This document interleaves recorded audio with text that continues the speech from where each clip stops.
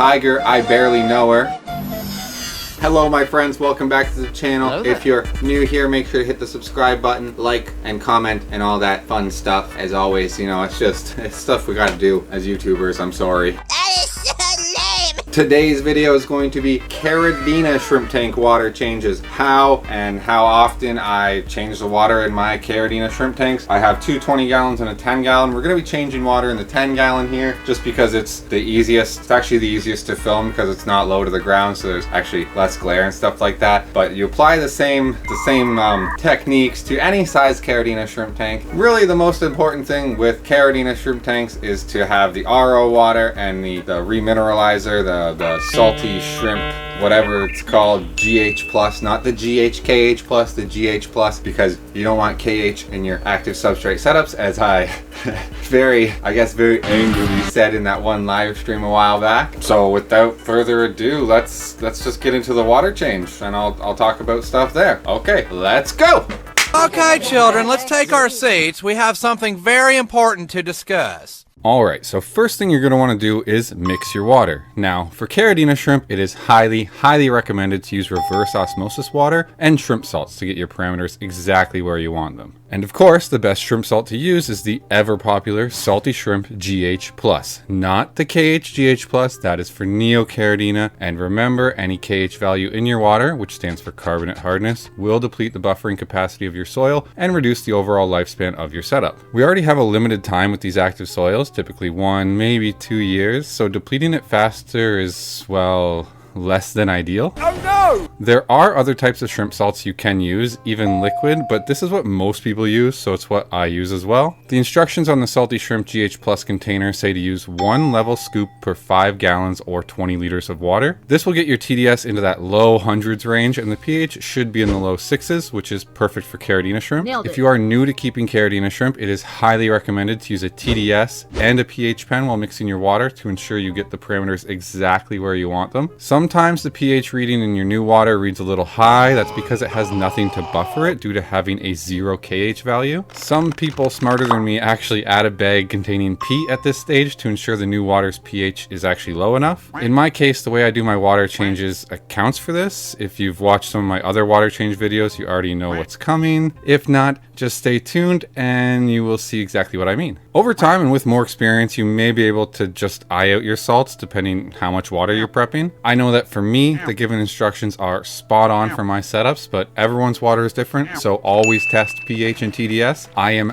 not responsible for you skipping steps and killing your shrimps. And regardless of your experience level, it's just a good idea to test your TDS every now and then to ensure your RO membrane is still filtering the water properly. I actually ran hot water through my membrane like a stupid person and had to purchase a new one probably a year before I should have. Story of your fucking life, yeah? And I only knew this because I tested my TDS.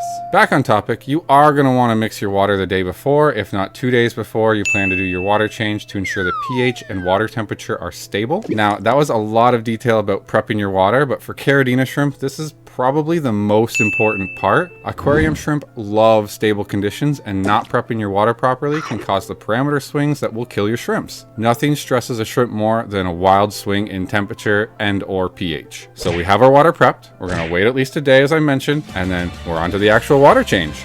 The next day. So as I mentioned in the intro, I'm going to be doing this water change in my orange eye blue tiger tank. It's a smaller tank than I have for my blue bolts and crystal reds, so I will be able to get through it a little faster for the purpose of this video. First thing, obviously, is draining the water. Caridina shrimp are a little more sensitive than Neo-Caridina, so rather than the 30% I do for them, I do about 10 to 15% in my Caridina setups. Once the water is drained, now is a great time to remove any excess plant growth that you may have. Just be careful that you are not removing any baby shrimp. It's also good to put any removed items into a white bucket for a couple of days. This gives you time to see if you had any hitchhikers. You will be surprised sometimes, I promise. For me, this big old snail in here tends to take care of that, as he likes to eat live plants, but in my other setups, I do remove floaters and excess moss almost every water change. It just helps keep the scape clean, and removing the floaters allows your light to actually reach the plants below. After the plants are removed, about once a month, I remove my sponge filters and give them a good squeeze under the tap. Check out my video discussing the controversy around this practice for full details, but basically, you've been lied to, and this is perfectly safe to do as long as you match the temperature. Now, before I put the sponge sponge back in, I do dose prime and stability if I have it. This just prevents any issues because I did just clean the sponge in chlorinated water,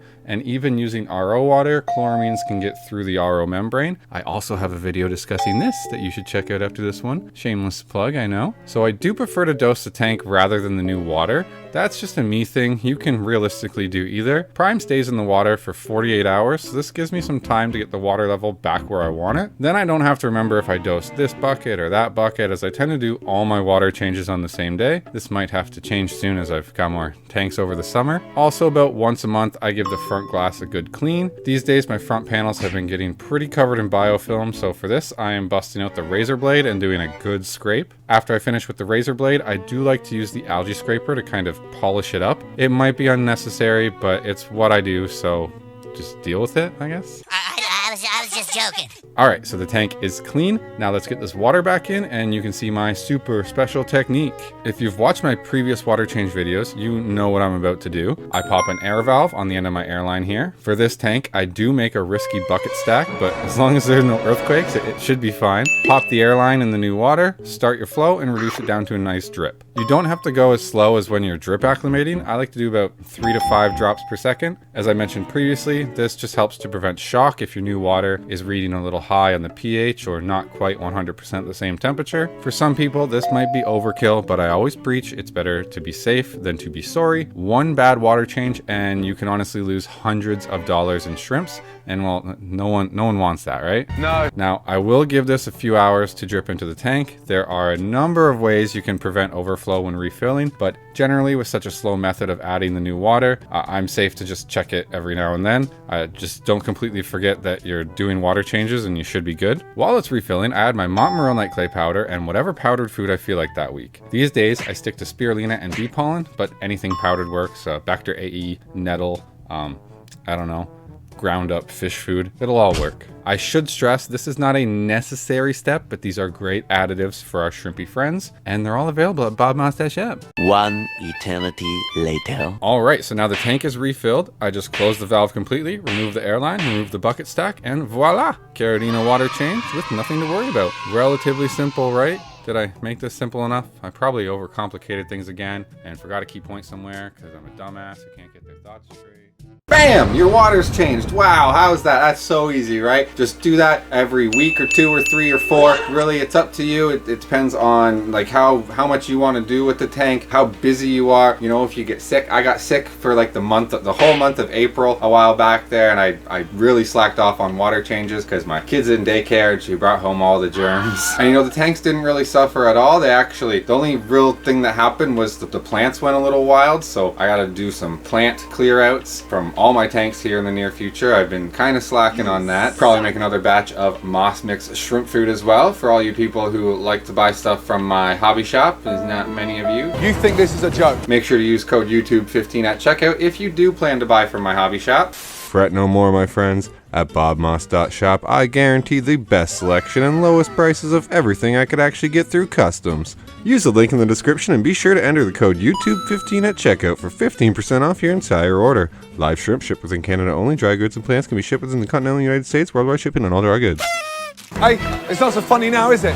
So as always, like, subscribe, hit the bell, leave a comment below. If you made it this far, leave the comment, Tiger, I barely know her, and I'll make sure that'll make sure that I know you made it this far and that you're a real Bob Moss stan, even if you're not a Bob Moss stan level channel member. One of my channel member tiers, by the way. Huge shout out to my channel members: Mitch Bodema, Jamie A, 3DRC, Jake FWTX, Daniel Cordone, Lucas Talbot, BJ Palmer, Zodiac246, Kendra Crippen, Zoltan's Aquatics, Robert Redmond, Christy Godin, Jen Brinkman, and Roman Petrov. You guys are a fucking bunch of losers. As always, if you want a shout out like them, the link's in the description. Link to my Twitch, my Discord, my Facebook, my PayPal, my hobby shop, all that stuff in the description below. Also in my channel banner, if you hadn't noticed, I changed that. I think that's a wrap for today. So as always, guys, remember, until next time, keep your shrimp hand strong. Bye-bye now. Hello, my friends. Welcome back to the channel. A few hours later.